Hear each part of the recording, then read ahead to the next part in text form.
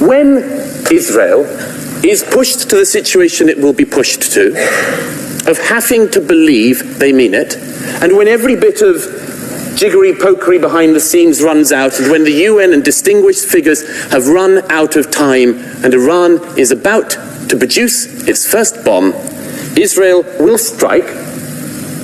Every single country, including this one, people from our elegant diplomatic service, people from America, everyone will condemn Israel. Everyone in the Middle East will condemn Israel. And they will go back to their homes and they will say in private, thank God for Israel.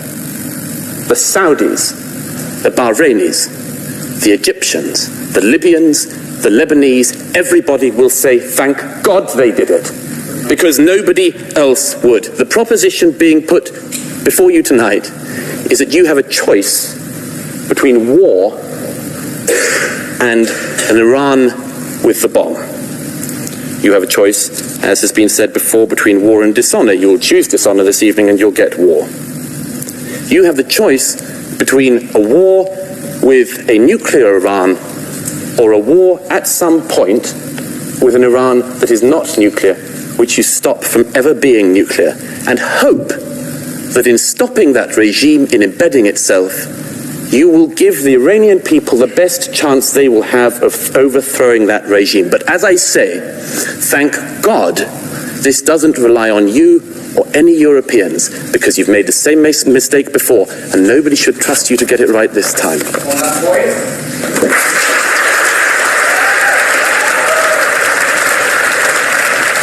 13 years ago, Douglas Murray issued what now reads like a chilling prophecy. His warning wasn't cloaked in academic ambiguity. It was blunt, urgent, and as we now see in 2025, devastatingly accurate. He said that when Israel is pushed to the edge, when diplomacy runs dry, when global institutions like the United Nations have run out of time, when Iran is on the brink of building its first nuclear weapon, Israel will act. Not because it wants to, but because it must. That moment is no longer theoretical. It is here. Iran's nuclear program has reached a critical threshold. International inspectors have been blocked, uranium enrichment continues at unprecedented levels, and Western intelligence reports confirm what many feared. Tehran is mere months away from nuclear capability. And just as Murray predicted, the global response is paralyzed. The diplomats are still talking. The UN is still debating. The Biden administration is still monitoring the situation. In other words, the West is still choosing humiliation over confrontation. And yet, if Israel were to launch a preemptive strike, if it were to do the one thing no other nation dares, all the predictable outrage would follow. The condemnations would pour in from Europe, from Washington, from Arab capitals. But as Murray so accurately foresaw behind closed doors in places like Riyadh, Cairo, Amman, and even Beirut, the whispers would be different. Thank God they did it. This is the tragic paradox of the Middle East. The only nation willing to act is the one most vilified for doing so.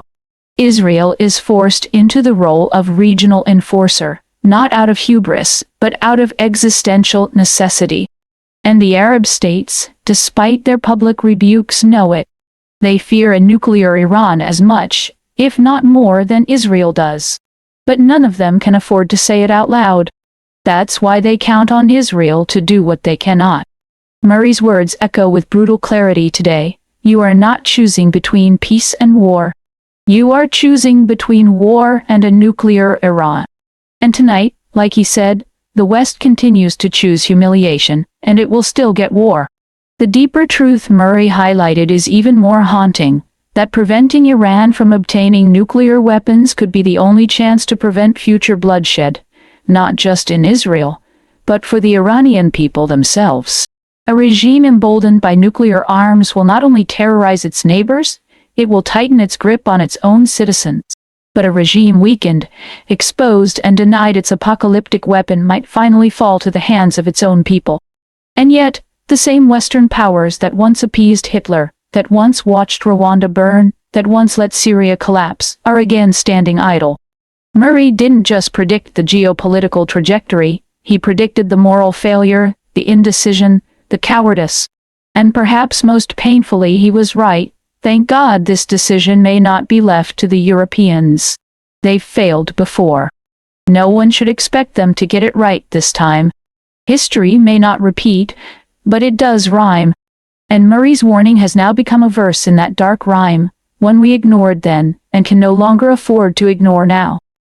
I'm appalled about his decision, and we clearly see that Keir Starmer don't connect with British people, less with the Chagosians. I came in this country 23 years ago as a British citizen. I joined the British Army to serve this country. And today, Keir Starmer just shattered all our hope. We are Chagosian and we are British. That he need to understand this. And one thing I learned in the British Army, we never retreat, we never surrender. Right? This is appalling, this Prime Minister. We need to remove him from number 10 because he put shame on the UK. Right?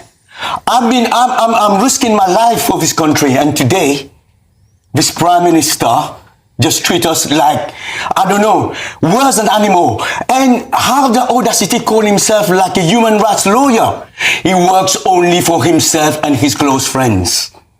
That's what he's doing right now.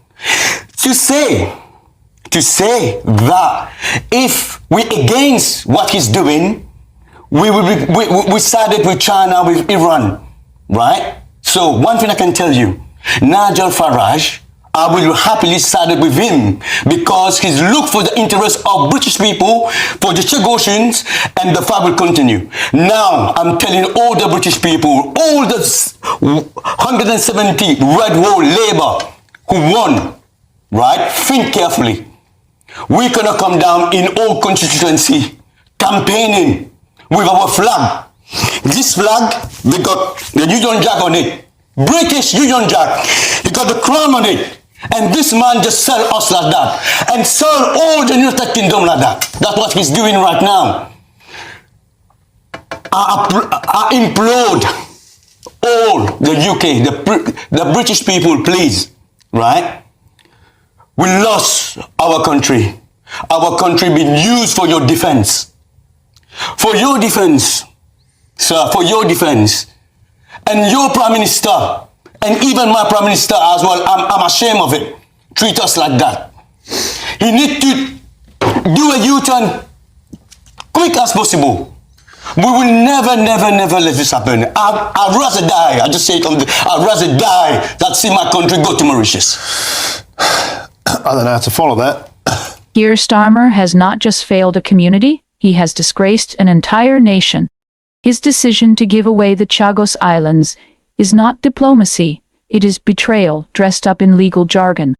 It is the cold-blooded erasure of decades of pain, displacement, and historical injustice suffered by the Chagosians, made even more unbearable by the fact that it comes from a man who once promised human rights and international law.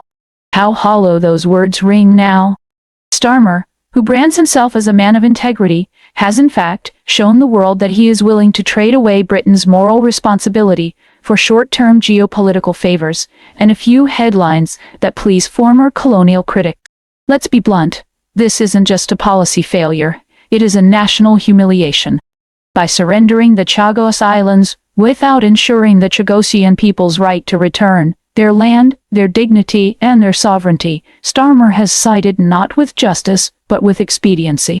The Chagosians, who were forcibly exiled by the UK decades ago, are once again being told, this time by a Labour leader, that their suffering is negotiable, that their homeland can be handed over like some poker chip in a global game they were never invited to play. Where is the justice in that? And the anger, righteous, painful, raw, is palpable. The video of Chagosian community leaders condemning Starmer is not just emotional, it's volcanic. These are people whose families were dragged off their islands by the British government, scattered across Mauritius, Seychelles, and the UK like refugees from a crime the world never punished. And now, In an act of supreme political cowardice, Starmer has turned his back on them. No consultation, no accountability, just a quiet backroom deal with Mauritius to wash Britain's hands of one of its most disgraceful legacies.